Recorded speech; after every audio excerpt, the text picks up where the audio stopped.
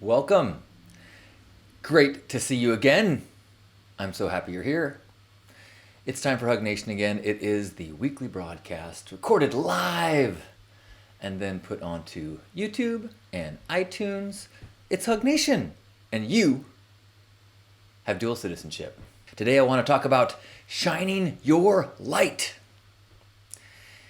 The idea of shining your light has become so core to the way I speak and believe and think that I worry that sometimes I say it without thinking. Thank you for shining your light. What do I mean? Well, I'm going to tell you what I mean. I think it was college age, maybe after college, that I heard the Marianne Williamson quote. As we let our own light shine, we unconsciously give other people permission to do the same. As we are liberated from our own fear, our presence automatically liberates others. And I heard that quote about the time that I was discovering Burning Man and radical self-expression. And as I was seeing people shining so brightly, shining way beyond the lines of their acculturation, beyond the definitions of consumer or blue-collar worker or laborer or Republican, and just people just shining this truth, this artistic being. And I had the experience of I am seeing these people shine their light so brightly. It is liberating my light. And as ripples do, I was inspired to want to shine my light in a way that liberated others. And so more and more I became comfortable and became more acquainted with my light, with my personal truth, with my personal experience of the human dance, and started to lean in to the shining of it, to turning up the volume, turning up the brightness, coloring the hair, dressing wild, dancing on rooftops and speakers and saying outlandish things. And it has always been a part of my purpose to raise the bar of what is okay. Be a little bit weirder, a little bit more vibrant, because I know how liberating that can be. One of the things that happens at Burning Man is there are so many fantastic examples of human beings, artistic vessels that overflow what you think a human being could do, and in directions that you may have never considered exploring before. There are people doing weird, bizarre, offensive, kinky behaviors and expressions that are so much farther than you have considered that when you witness it, it's liberating. You see a light shining that brightly, and you go, oh, well, I certainly can shine a little bit brighter. If you're sitting there in your camp and you've got these wings that you're thinking about putting on, and you maybe feel, is this a little silly? And I'm not sure if this kind of doesn't really, I don't know, I feel uncomfortable. I'm wearing this tutu. I don't know. Are people going to think I'm weird? And then somebody walks by on all fours, barking like a dog, towing behind it, a nun in a wagon, and you're like, oh, yeah. I don't even blip. I don't even show up on the flow of spikes in weirdness out here. And it's liberating.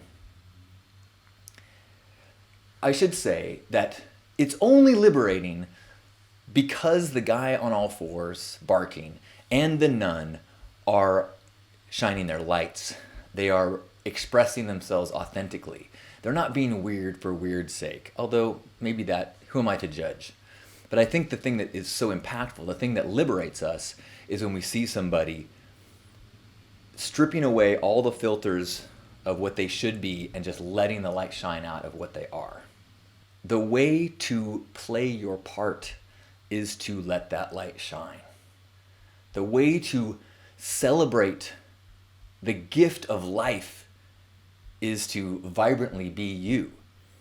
Occasionally someone will be a little critical of me, And I think anybody that shines their light brightly, maybe you've had this experience, maybe they even use the narcissist word.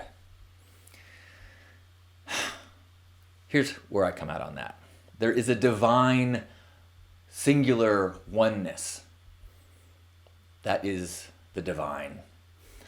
And we are all that. And we are all a part of that. And in the current now moment of the timelessness, we each are experiencing a single fractional part of the one. My current experience, while it includes all, is dramatically more intimate within this body and having to do with the thoughts and the experiences of this collection of cells. This is the connection to the divine that I have the most intimate experience with and the most control over. So it is my divine spiritual responsibility to exalt the one that I am as part of the all. It is my responsibility to live this human experience, to embrace, to celebrate, to shine. It would be blasphemous not to. Each of these expressions of the divine are like a cell in this cosmic divine organism. We're all a cell in God body. And our purpose is to be that cell as healthy as possible, to respect the temple of that cell, to do what must be done to be healthy, to function in our purpose, not to figure it all out, not to impose upon others, but to be in a healthy way so we can support others, support the organs around us and the cells around us. That's it. And guess what? Even if there is decay, even if the whole system is collapsing, our role is still to play our part in a healthy way. So, not to get to that too much today, but even when you think the world's going to hell, our society is collapsing, the environment's being destroyed, that may be true. But if your body has gangrene and your cell is a lung cell, your job is still to be as healthy as possible and pump the blood and fill the lungs and do all the stuff. You're not supposed to go, oh man, a part of the body is dying, or eventually the whole body is going to die, I'm just going to give up. No, that's not the point. And so as we are cells in this cosmic organism, we shine our light. That's what we do. Getting beyond that, you're getting into territory that's a little outside our pay grade. And the danger is we are not taught to shine our light. The concept of education, the process of acculturation, is one of turning us into people who will fit in to a system. That's not necessarily a bad thing. But the designers of that system are not God. They're not the divine order of all things. They're not the Tao. The designer of that system has an agenda which is perhaps even could be considered a cancer in that cosmic body. So, after the acculturation, we have to shed it. Alan Watts says that once you are educated, you must find a cure. And so it is in the process of removing the layers of what you should be and allowing yourselves to be who you are that you have no choice but to shine your light.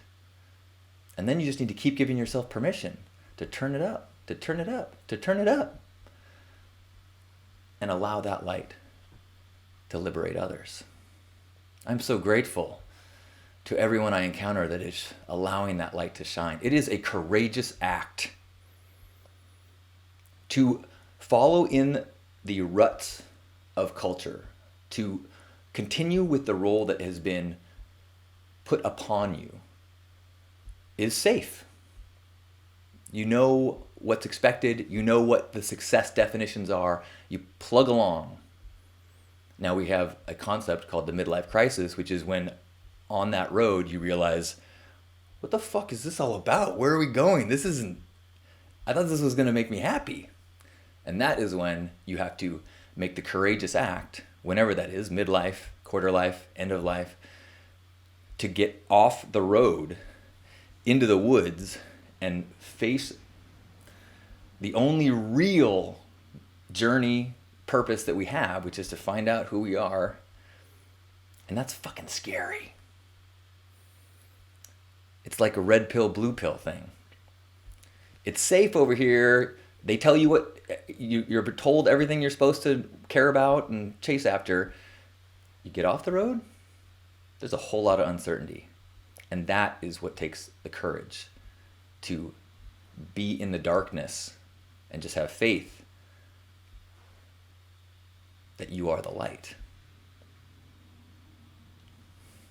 You are the light of the world, said Jesus. That's all I'm saying.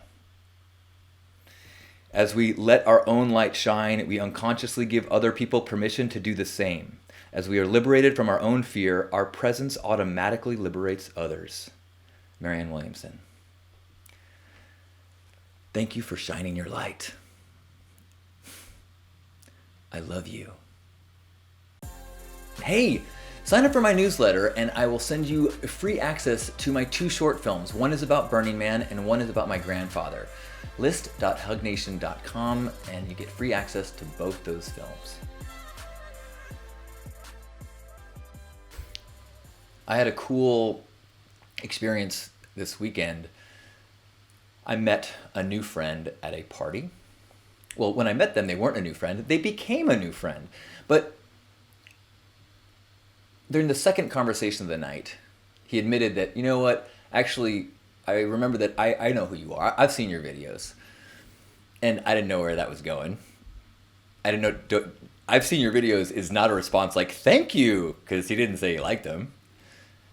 So I'm like, oh, okay, cool. And then he said something that is not what I normally hear. He said, I've never listened to any of them. I don't know what you talk about. I don't really know what you say. I don't know what you talk about, but I have a lot of respect for you. And I was like, okay, thank you. And then he started explaining. He said, you know, I don't have to agree with you. I see you putting it out there. I see you dancing and I see you expressing and I see you sharing what it is that you have to give with the world. And I can see that you're putting it out there. And I want more of that in the world and I want more of that in my life. And I was very touched by that. And it really actually soothed me because sometimes I get caught up in like, oh, not enough people are watching the videos and no, I need to do more hashtags or do more promoting. And here was someone saying like, oh, I don't need to watch your videos. I don't even need to listen to you. You just being you is shining a light into the world and inspiring others. And the more I thought about it and I was talking to him, I'm like, you know what you described is very similar to the way that Burning Man has inspired me with regards to radical inclusion and radical self-expression. That I don't need to like someone's art. I don't need to agree with their opinions or their manifesto, but the culture of Burning Man, because of radical inclusion and radical self-expression, is that if you are expressing yourself authentically, if you are shining your light, more of that. And as a culture, we really embrace that. There is no curator at Burning Man for good art. Sure, there are curators for giving art grants, but I don't know much about that. All I know is that no one says your art is good enough for Burning Man. You get to bring whatever you want. If you want to express, it's welcome there. And that idea is part of the liberation. Create an environment of support, of authentic expression is, I think, a mission of divinity. Because when any human being falls into curator role, whether that be artistic expression or otherwise, we are getting in the way of the divine unfolding. Who is anyone to know what the purpose of another is? Who is to know how important someone being their authentic self is? And honestly, I don't think we get to the healing through the shoulds of our ego minds. I think we get there through the surrendering to our truths and the allowing of our lights to shine. And so the more we can train people or untrain people, the more we can inspire others to let that light out, the more hope I have that we will find our way to healing. There's a reason why I keep returning to this topic. It is one of the guiding principles of my life. It is one of the things that I feel is not just in my purpose, but all of our purpose. My purpose in terms of that shining of my light, I think, is a more literal doing so, of being visibly, verbally bright enough for people to notice and then perhaps, hopefully, recognize parts of themselves that should be released, allowed, turned up the volume. But I think if there is a flow to the universe, it's in that direction of healthy cells being focused on their journey, their truth, and having faith that all of us focusing on that healing process heals the one in the divine sense. And if it doesn't work, hey, A for effort, good sportsmanship. What else are you going to do but give it the good fight? Lead the honorable path. Be a warrior in the name of all that is good. Shine your light. Thank you. I love you.